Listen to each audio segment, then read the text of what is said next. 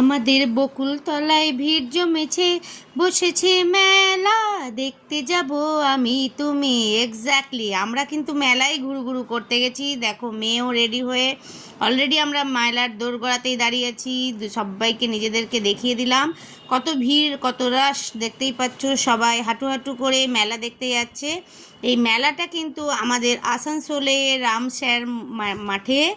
এটা 30 ফুট কালিমা এখানে হন। তো দেখতেই পাচ্ছ কত কত ভিড়। মানে আমি তো ভেবেছিলাম সেই দিন হয়তো একটু হালকা থাকতে পারে, এত ভিড়ে গিয়ে আমি তো একদম মানে আই অ্যাম অবাক যে এত ভিড়। তো যাই হোক, চলো হাঁটতে হাঁটতে তোমাদেরকে একটু মেলাটা পরিদর্শন করিয়ে দিই। এখানে এনকোয়ারি ডিপার্টমেন্ট বসে আছে সমস্ত রকম হেল্প করার জন্য।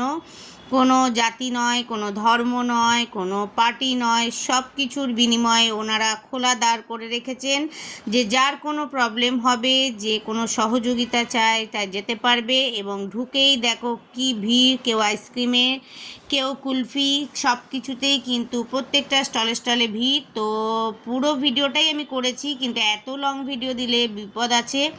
তো যাই হোক, আমি চলে এসেছি যার উদ্দেশ্যে গেছি, মায়ের উদ্দেশ্যে। 30 ফুট কালী, মানে জাস্ট ওয়াও। আমরা কাছে গেলে নিজেদেরকে লিলি ফুট মনে হচ্ছে। তো দেখো, এখান থেকেই তোমরা প্রণাম করে নাও। তোমরা অনেকেই অনেক জায়গার ভিডিও দিচ্ছ, অনেক মেলার ভিডিও দিচ্ছ। তো আমিও ভাবলাম যে মেলাটা যখন গেছি তখন, এখন তো সব ভিডিও করি, এদিক ওদিক যা করছি তাই ভিডিও। তো মাকে দর্শন করো, দেখো কি অপরূপ দৃষ্টিতে আমাদের দিকে চেয়ে আছেন। জুম করে যতটা পারলাম ততটা তোমাদের সঙ্গে শেয়ার করলাম। এই মাকে কিন্তু ওখানেই তৈরি করা হয় এবং ওখানেই বিসর্জন দেওয়া হয়, কেন এত বড় মাকে তো কোথাও এদিক ওদিক নিয়ে যাওয়া পসিবল নয়। আর এই যে ছোট্ট মাকে রাখা হয়েছে পুজো করার জন্য। তো ওনাকেও আমি সাইড থেকে, অ্যাকচুয়ালি প্রচুর ভিড়, তো যতটা পারলাম ক্যামেরাটা উপরের দিকে করে তোমাদের সঙ্গে একটু শেয়ার করলাম।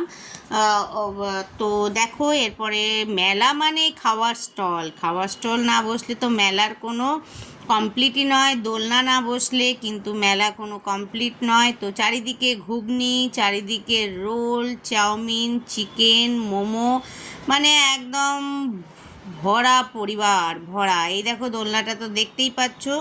আগে খুব চাপতাম, কিন্তু এখন প্রচণ্ড ভয় পাই।